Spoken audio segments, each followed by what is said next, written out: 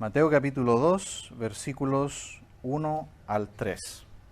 Cuando Jesús nació en Belén de Judea, en días del rey Herodes, vinieron del oriente a Jerusalén unos magos, diciendo: ¿Dónde está el rey de los judíos que ha nacido? Porque su estrella hemos visto en el oriente, y venimos a adorarle. Oyendo esto, el rey Herodes se turbó, y todo Jerusalén con él. Bien, en esta tarde vamos a ver que Jesús es el Salvador, es para todas las naciones, no solo para Israel. Ya estamos en la tercera exposición bíblica aquí en el Evangelio de Mateo, y recuerda que en la primera hicimos un poco de introducción acerca de este libro, y vimos que este libro está dirigido a los judíos, está dirigido al pueblo de Israel principalmente, presentando a Jesús como el rey. Es un rey presentado en los primeros versículos, en el capítulo 1 básicamente, pero desde el capítulo 2 en adelante vamos a ver que este rey es sistemáticamente rechazado. Sistemáticamente rechazado por quienes debieron recibirlo como su rey. Y finalmente en los últimos capítulos del Evangelio de Mateo vamos a ver que este rey es un rey que volverá, es un rey que vuelve. Así que si pudiéramos tener básicamente la idea del libro, es que Mateo presenta a Jesús como el Salvador del mundo, como el rey de Israel. Es un rey que es presentado, pero es un rey rechazado y finalmente es un rey que va a volver. Y aquí vemos que el pueblo que debería estar contento recibiéndole es un pueblo que está turbado por el anuncio de la llegada de este rey. Y quienes están más interesados en este rey son personas de otros lugares que vienen desde lejos a ver quién es este rey que ha nacido. Así que ya empezamos a ver aquí en el Evangelio de Mateo que este es un Salvador, es un rey que está siendo rechazado. Y nos debe hacer pensar en el día de hoy, ¿no? En el día de hoy, Jesús es un rey que ha venido, es un Salvador que ha venido al mundo a dar salvación gratuita a todo el mundo. Sin embargo, es un Salvador rechazado. Es un rey rechazado. El mundo, a pesar de que es un Dios bueno que ha enviado a su Hijo a dar salvación a todos, perdón de pecados, sin embargo, es un Salvador rechazado. Dice el versículo 1, cuando Jesús nació en Belén de Judea, en días del rey Herodes, vinieron del oriente a Jerusalén unos magos. ¿Por qué razón tenemos que María y José ahora están en Belén, siendo que ellos realmente eran de más del norte de Israel, de Nazaret? Todos sabemos que los romanos decidieron un censo en la tierra de Israel y cada uno debiera volver a su lugar de origen. Así es como nuevamente nos damos cuenta que la genealogía que presenta Mateo aquí es correcta porque tanto José como María son descendientes directos del rey David. Y por eso que ellos vuelven a Belén, la ciudad de David. Como ustedes pueden ver, Dios está detrás de cada movimiento en la historia, porque como se va a citar después en el versículo 6, ese lo vamos a ver más adelante, en Miqueas capítulo 5, versículo 2, dice exactamente el lugar donde tenía que nacer el Mesías. E iba a ser en Belén, tú Belén Efrata, así lo dice Miqueas capítulo 5, versículo 2. Así que justo en este momento, Dios detrás de todos los movimientos de la historia hace que José y María vayan a Belén para que allí sea el nacimiento de nuestro Señor Jesús en días del rey Herodes. Pero a continuación dice que vienen de oriente unos magos. No se nos dice exactamente el lugar del oriente porque es muy extenso decir el oriente. Se nos dice que vienen no unos reyes, como nuestra tradición muchas veces dice, sino que unos magos. La palabra magoi aparece allí en el griego, unos magos, muy posiblemente unos estudiosos de la antigüedad, unos sabios de la antigüedad. Mire conmigo por favor, sin perder Mateo aquí capítulo 2, vamos a Daniel capítulo 2. Daniel capítulo 2, miremos el versículo 48. El contexto más o menos para que recordemos, Daniel ha interpretado el sueño que nadie más pudo. ¿Y recuerdan a quiénes llamó Nabucodonosor para que interpretaran su sueño? ¿A quiénes llamó? A los sabios, ¿no? A todos los sabios que había en Babilonia. Sin embargo, Daniel fue el único que no por un poder propio, sino de Dios, dijo al rey el sueño y el significado del sueño. Entonces en 48 dice, entonces el rey engrandeció a Daniel y le dio muchos honores y grandes dones, y le hizo gobernador de toda la provincia de Babilonia y jefe supremo de todos los sabios de Babilonia. Ahí están los sabios de Babilonia. Así que los reinos y los imperios de aquel tiempo tenían algo así como estudiosos, científicos que trabajaban para el reino, para los labores que el rey le pidiera. Y dice aquí que una costumbre era darles dones a estos sabios. Es decir, muchas veces estos estudiosos, estos científicos que tenían los países, los reinos, los imperios en la antigüedad, muchas veces tenían riquezas, tenían dones, riquezas dados por los reyes, por los servicios especiales que ellos daban.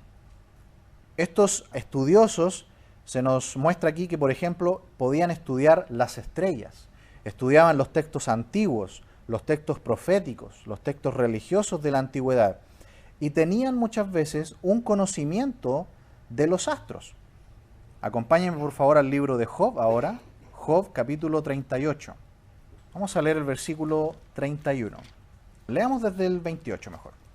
Esto es para que veamos que en la antigüedad la gente tenía también conocimiento de las estrellas, incluso del lenguaje. Aunque estas son palabras de Dios, porque recordemos que Job lo podemos ubicar en la era patriarcal, porque Job en el capítulo 1, si ustedes recuerdan, él ofrece un sacrificio por su familia. Y eso, en la época del tiempo de Israel y del tabernáculo, los únicos que podían ofrecer sacrificios eran los sacerdotes. Por lo tanto, si aquí tenemos un padre de familia haciendo un sacrificio y liderando la adoración, es porque estamos en una época más antigua que la época de Israel y de los sacerdotes. Así que perfectamente podemos colocar al libro de Job quizás como uno de los primeros en escribirse en la era patriarcal. Veamos el versículo 28. Dice, ¿tiene la lluvia padre? ¿O quién engendró las gotas del rocío? ¿De qué vientre salió el hielo y la escarcha del cielo? ¿Quién la engendró? Las aguas se endurecen a manera de piedra y se congela la faz del abismo. Y mire ahora el lenguaje que usa. ¿Podrás tú atar los lazos de las Pléyades? ¿O desatarás las ligaduras de Orión? ¿Sacarás tú a su tiempo las constelaciones de los cielos? ¿O guiarás a la Osa Mayor con sus hijos? ¿Tenían un conocimiento los antiguos acerca del cielo y de las estrellas? Aquí vemos que sí. Tenían conocimiento, hablaban de constelaciones, de la constelación de Orión, de la Osa Mayor, hablaban de las Pléyades. Lenguaje que modernamente se usa en el estudio de los cielos. También sabemos que antiguamente los hombres miraban las estrellas para la navegación, se guiaban para la navegación en los mares. Así que estos magos eran realmente estudiosos, eran científicos de aquel tiempo. No podemos negar que quizás también tenían relación un poco con algunas artes ocultas o magias ocultas de aquellos años. Pero se nota aquí que estos no siempre eran estudiosos falsos o impostores. Por ejemplo, Daniel es un ejemplo de ello. Era un sabio en Babilonia y era un sabio que realmente buscaba la verdad. Habían algunos impostores. Recuerdan que algunos trataron de descifrar el sueño del rey, pero era falso, lo habían inventado. Es decir, muchas veces cuando ellos no sabían lo que eran, a veces inventaban mentiras. Lo mismo ocurrió en el libro de Daniel cuando ocurrió esto de la escritura en la pared. Recuerdan que aparece una mano y escribe Mene, Mene, Tekel, Uparsin, y nadie sabía lo que significaba. Y ya años después, esto cuando Daniel era mucho más adulto, el único que también pudo descifrar estas extrañas palabras fue también Daniel. Así que en la antigüedad, sin duda que hubieron magos o estudiosos que trataban de falsificar el conocimiento, pero también habían aquellos que realmente buscaban la verdad. Y aquí tenemos estos magos que no son judíos, dice que vinieron del oriente, es decir, son gentiles, Y sin embargo, andaban buscando y estudiaron por años la profecía de este rey que iba a nacer. Y esto, hermanos amados, yo creo que nos hace pensar en que el conocimiento de Dios, el conocimiento de un Salvador que iba a venir al mundo, nunca fue solamente exclusivo de Israel. Dios en su misericordia siempre ha tratado y siempre ha logrado que el conocimiento de la salvación llegue a todas partes. Porque como estos estudiosos de tan lejano sabían de esto y vinieron para conocer a este rey que nació, e incluso dice aquí, para adorarle. Así que Dios siempre, a través de cualquier generación, ha logrado que el conocimiento de Él sea hallado por los hombres. Miren por favor un momento también en el libro de los Hechos, acompáñenme a Hechos, capítulo 14. Veamos los versículos 16 y 17. ¿Lo tenemos? Dice, en las edades pasadas, Él ha dejado a todas las gentes andar en sus propios caminos. Si bien no se dejó a sí mismo sin testimonio, haciendo bien, dándonos lluvias del cielo y tiempos fructíferos, llenándonos de sustento y de alegría nuestros corazones. ¿Notaron lo que dice el versículo? En las edades pasadas, es decir, Dios en cada generación logra dejar un testimonio acerca de Él. Donde quiera que hayan seres humanos, Dios en su gracia, en su providencia, logra dejar un testimonio acerca de Él y de sus planes eternos para que el hombre le conozca. Notan que no es exclusivo nada más del pueblo de Israel. Dios le dio la revelación al pueblo de Israel, pero de Israel hacia afuera, Dios ha hecho que el conocimiento llegue de alguna manera a todos. Nosotros a veces pensamos que Israel siempre estaba muy cerrado en sí mismo. Un solo ejemplo es Jonás. ¿Recuerdan que Dios le mandó a Jonás ir a Nínive, una ciudad fuera de Israel, muy lejana, para que predicara acerca del mensaje de salvación? También Salomón, si nosotros estudiamos la vida de Salomón y mencionamos algo cuando estudiamos el libro de Eclesiastés, ¿recuerdan que Salomón comerciaba con todas las naciones? Se reunía con todos los reyes de la tierra, venían reyes de la tierra a Jerusalén para hablar con él, para pedir consejos. Sin duda que desde Israel hacia afuera, el conocimiento de Dios siempre llegó. Incluso antes de la época de Israel, recordamos que antes del diluvio, Noé estuvo por lo menos 120 años hablando a todo el mundo conocido del mensaje de salvación y de que iba a venir un gran diluvio. Claro, todo el mundo se reía de él porque lo vieron 120 años construyendo este enorme barco en medio de la nada, en una época en que nunca había llovido. La Biblia dice que el diluvio fue la primera lluvia que cayó del cielo. El hombre solamente conocía el rocío de la mañana, no sabían lo que eran las lluvias. Toda esa generación conoció de Dios por Noé. Nunca ninguna generación ha quedado sin suficiente luz para conocer acerca de Dios. Por eso que es sorprendente el versículo 2, que parte diciendo, ¿dónde está el rey de los judíos que ha nacido? Porque su estrella hemos visto en el oriente y venimos a adorarle. ¿De dónde sacaron estos magos el conocimiento desde tan lejos para venir a conocer a este rey que ha nacido y además para adorarle? Vemos aquí que aunque Jesús es un rey rechazado desde el principio, porque el versículo 3 dice que Herodes y todo Jerusalén se turbaron. En vez de alegrarse y decir el Mesías llegó, lo ponen en duda y se turbaron. Turbarse significa que no les gustó la noticia. No están contentos con la noticia. ¿Cómo llegó entonces esta información tan lejos?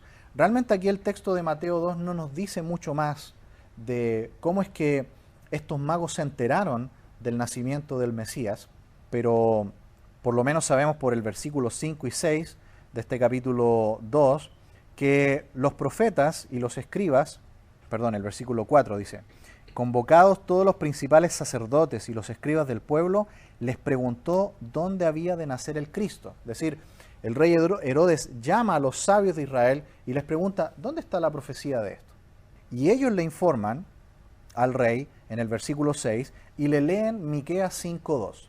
le dicen, este profeta, este rey, este Mesías, va a nacer en Belén exactamente como lo dice la profecía. Así que, ¿el pueblo de Israel sabía de esta profecía? Sabían, pero no lo reciben. Están mucho más interesados estos magos que vienen del oriente que el mismo pueblo de Israel. Así que, ¿cómo llegó esta información? Por lo menos hay muchas, pero yo quisiera compartir con ustedes por lo menos dos. Vamos nuevamente al libro de Daniel, esta vez al capítulo 9. Daniel capítulo 9. Vamos a leer el versículo 24. Recordemos que este libro de Daniel, estamos en el tiempo del cautiverio babilónico, es decir, antes de que el pueblo de Israel volviera con Esdras y con Nehemías para reconstruir el templo, los muros y Jerusalén. Por lo tanto, son aproximadamente 5 siglos antes de que Jesús naciera. Y tenemos este texto, Daniel 9:24, dice: 70 semanas están determinadas sobre tu pueblo y sobre tu santa ciudad, para terminar la prevaricación y poner fin al pecado, y expiar la iniquidad, para traer la justicia perdurable, y sellar la visión y la profecía, y ungir al santo de los santos. Está ahí la lectura. Así como la biblioteca, por ejemplo, de Alejandría en el norte de Egipto es un ejemplo de siglos antes de Jesús, de cómo las civilizaciones antiguas hacían bibliotecas, juntaban pergaminos, juntaban libros antiguos y los estudiaban. Los imperios, los reinos tenían estos sabios, estos científicos que estudiaban la ciencia de aquel tiempo, que estudiaban la astronomía, estudiaban los textos. Y muy posiblemente este libro de Daniel, por tradición, se introdujo y la noticia de este rey que iba a venir al mundo se pudo saber sin ningún problema. Hoy día, por supuesto, con las comunicaciones que tenemos en el día de hoy, podemos acceder rápidamente prácticamente a cualquier libro de la antigüedad. Hacemos 2 movimientos y podemos acceder a casi cualquier literatura antigua que ha existido en el mundo. En ese tiempo no tenían esa facilidad, pero sí los países estudiaban los textos antiguos, recopilaban libros. Y es muy probable que ellos conocieron de esta profecía de este rey que iba a venir. Recordemos que cuando el rey de Media y Persia permite que el pueblo de Israel vuelvan a la tierra de Israel con Esdras y con Nehemías para reconstruir, esta profecía de Daniel indica que en 490 años el rey, el Mesías, iba a entrar a Jerusalén. Esa es la profecía. Sabemos que esto se cumple en el día que Jesús hace su entrada triunfal en Jerusalén y ahí se detiene todo. En la semana 69 de Daniel, 483 años después de que se da la orden de reconstruir los muros de Jerusalén. Por el estudio que hicimos en Apocalipsis sabemos que esta última semana está por cumplirse. Se va a cumplir en el futuro y son aquellos 7 años de la gran tribulación. Por lo tanto, los pueblos circundantes, las naciones circundantes, ¿sabían de los libros que tenían los judíos? Por supuesto que sí. ¿Sabían de toda esta sabiduría de los judíos? ¿Sabían de Salomón? ¿Sabían de los libros que ellos habían escrito? ¿Sabían de la Torá que ellos seguían y que estudiaban y la cual era la ley que ellos tenían? Sabemos, por ejemplo, que los antiguos tenían mandamientos, como los 10 mandamientos de Israel. Por ejemplo, el Código de Hammurabi, muy parecido a los 10 mandamientos de Israel. Por lo tanto, estos pueblos circundantes conocían muy posiblemente la profecía de este rey Mesías que iba a venir al mundo. ¿Pero qué de la estrella? ¿Por qué una estrella? Bueno, también tenemos un versículo en Números capítulo 24. Acompáñenme por favor a Números 24. Números 24. Sabemos que como en el día de hoy, ¿no? En el día de hoy ya en Occidente, con todo el avance que hemos tenido, los centros de estudio como son las universidades, los estudiantes, ¿no? Cuando hacen sus investigaciones, sus tesis, toman un tema e investigan toda la literatura posible, toda la investigación posible sobre ese tema. En la antigüedad esto no era poco conocido. También se recopilaban la literatura, recopilaban los libros e investigaban todo acerca de un tema en lo posible.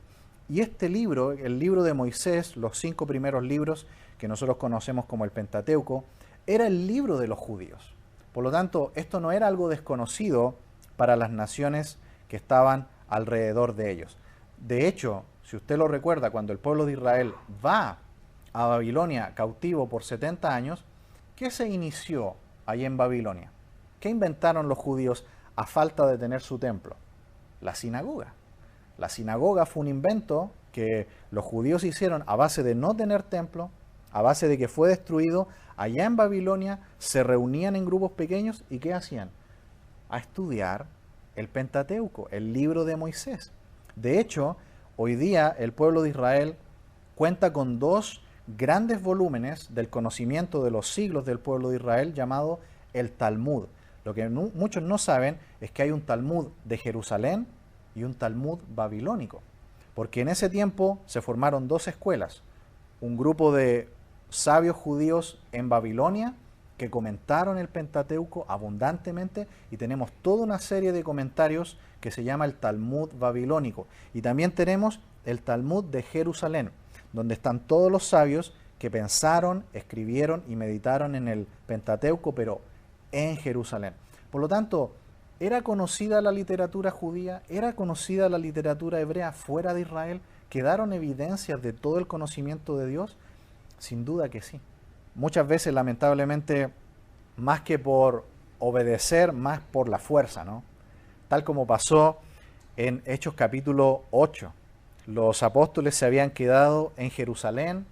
Jesús les había dado el mandamiento de salir y predicar el evangelio hasta lo último de la tierra. Pero ¿qué fue lo que finalmente prácticamente les obligó a tener que salir de Jerusalén? Y allí comenzó recién la evangelización hacia afuera. Fue la persecución de Esteban. Cuando Esteban muere apedreado, muchos judíos creyentes salen, algunos se instalan en Antioquía. Antioquía es fuera, es al norte, hacia el norte de Israel. Y allí comienza la iglesia de Antioquía. Es muy probable que así es como comenzó, por ejemplo, la iglesia allá en Roma, a la cual Pablo escribe después una carta. ¿Cómo llegaron estos cristianos judíos tan lejos? Bueno, la persecución muchas veces fue el medio en el cual Dios, casi por la fuerza, hace que los creyentes se empiecen a dispersar por el mundo. Aquí el conocimiento de Dios llegó hasta Babilonia, el imperio mundial de aquel tiempo, y sin duda que se dispersó por todo el mundo y conocieron la literatura de los judíos. Ahora sí, Números capítulo 24. Números 24, versículo 17. Dice, lo veré, mas no ahora, lo miraré, mas no de cerca. Saldrá estrella de Jacob, y se levantará cetro de Israel, y herirá los sienes de Moab, y destruirá a todos los hijos de Set. Aquí tenemos una profecía mesiánica acerca de este rey Mesías que iba a venir. ¿Y qué dice? ¿Cuál iba a ser la señal del nacimiento? Lo dice, ahí está, una estrella. Una estrella iba a aparecer. Y estos sabios, estudiando posiblemente el libro de Daniel, viendo que se dio la orden de la reconstrucción de Jerusalén y de la vuelta de este pueblo hebreo a su tierra. Y la profecía, recuerden que esto de las semanas de años, esto es normal en la antigüedad, hablar de semanas de años, lo vimos en Génesis, por ejemplo, cuando dice que Jacob trabajó por su esposa, ¿no? Trabajó a Labán una semana, dice allí. Y después dice el versículo, fueron 7 años. Así que semanas de años era una forma de conteo muy normal en la antigüedad. 70 semanas de años, 490 años. Estos sabios del oriente dijeron, se cumplió los años para que nazca este rey de este libro que tienen los hebreos. Y apareció esta increíble estrella en el cielo. ¿Qué hicieron? Salieron para buscarla y para adorarle. Por eso que a continuación, al final del versículo 2, dice, y venimos a adorarle. Venimos a adorarle. ¿Cuál es el deseo realmente que tiene Dios? El deseo de Dios es que las naciones le adoren. No solamente su pueblo escogido, Israel, y en el día de hoy tampoco, no solamente nosotros que ya somos hijos. El deseo de Dios sigue siendo que todo el mundo le adore, que todo el mundo le glorifique, que todos le conozcan. Aquí los gentiles los vemos más interesados, al parecer, en el cumplimiento de esto y por otros relatos que vamos a ver después, finalmente no son los religiosos los que debieron estar más atentos a esto, sino que los pastores que estaban cuidando ovejas fueron los primeros a los cuales se les anunció el nacimiento del Mesías. Y estos magos que llegaron después, ¿ya? Más adelante vamos a estudiar esto. En nuestra tradición cristiana muchas veces cuando vemos estos pesebres, vemos que los magos están ahí en el momento del nacimiento. Pero por el relato, y lo vamos a estudiar con más detención después, vemos que estos magos llegaron después, muy posiblemente un año después. Porque dice que cuando estos magos llegaron, entraron en la casa. No llegaron al mismo momento del nacimiento de Jesús. Es decir, ellos vieron esta estrella y comenzaron un largo viaje que tomó como mínimo meses antes de llegar. Así que no llegaron justo en el mismo día en que Jesús nació. Los que sí llegaron fueron los pastores que estaban haciendo vigilia esa noche. Así que vemos que estos magos, estos estudiosos, estos científicos de aquel tiempo, eran hombres que realmente estaban buscando la verdad. Porque, ¿qué hace a unas personas realizar este descubrimiento en sus estudios, ver esta estrella y seguirla? Sin duda que lo que más les gusta a los investigadores, a los estudiosos, a los científicos, es estar tranquilos en su lugar de estudio, es estar en su oficina estudiando. No les gusta mucho salir y tener que caminar meses, y posiblemente montados en camellos o en algún animal, meses buscando un lugar. Ellos sin duda que si salieron de su comodidad, del lugar donde ellos disfrutaban para estudiar y para servir al reino donde ellos pertenecían, debió ser algo muy importante. Ellos sin duda que estaban seguros de que estaban ante el nacimiento del Mesías de esta nación hebrea. Por algo salieron y por algo caminaron tanto y por algo viajaron tanto tiempo para llegar. Y no llegaron para cualquier cosa. Dice que llegaron para adorarlo. Versículo 3 de Mateo 2. Dice, oyendo esto, el rey Herodes se turbó y toda Jerusalén con él. Aquí vemos el primer rechazo del libro. Este rey que debió ser recibido, que debió ser alabado por todo el pueblo de Israel, en vez de gozarse y decir el Mesías ha llegado, se turbaron. Se pusieron intranquilos por la situación. Lo consideraron algo así como una noticia falsa. Ni siquiera por la mala situación en la que estaban. Recordemos que el pueblo de Israel en ese tiempo estaban bajo la ocupación romana. Y ellos podrían decir, bueno, llegó nuestro Salvador, llegó nuestro propio rey. Sin embargo, no lo tomaron así. En vez de alegrarse y de gozarse de que el Mesías finalmente llegó, están intranquilos. Aunque la situación para ellos no era del todo buena. Así que hemos visto, hermanos amados, en esta tarde, que Jesús, el Salvador, es para todas las naciones, no solo para Israel. Hemos visto aquí que el pueblo de Israel, que debió ser el que mejor estaba preparado para recibir la llegada de este Mesías, vemos aquí que están indiferentes. Y los que más están interesados son gentiles que vienen desde fuera para poder adorar a este rey. En el día de hoy, para nosotros que ya tenemos a nuestro Señor Jesucristo como nuestro Salvador personal, debiéramos ser los más interesados en saber más de Él y darlo a conocer a los demás.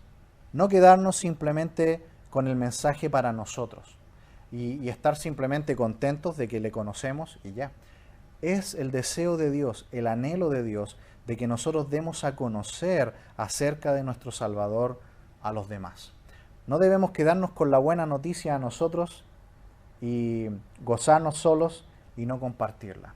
Debemos llevarla a todas las naciones. Aquí es como vemos que estos magos simbolizan justamente eso, que este Salvador no es solamente para Israel, es para todas las naciones, es para todo el mundo. Así que compartamos de Cristo con todos los que podamos y no nos guardemos esta buena noticia para nosotros.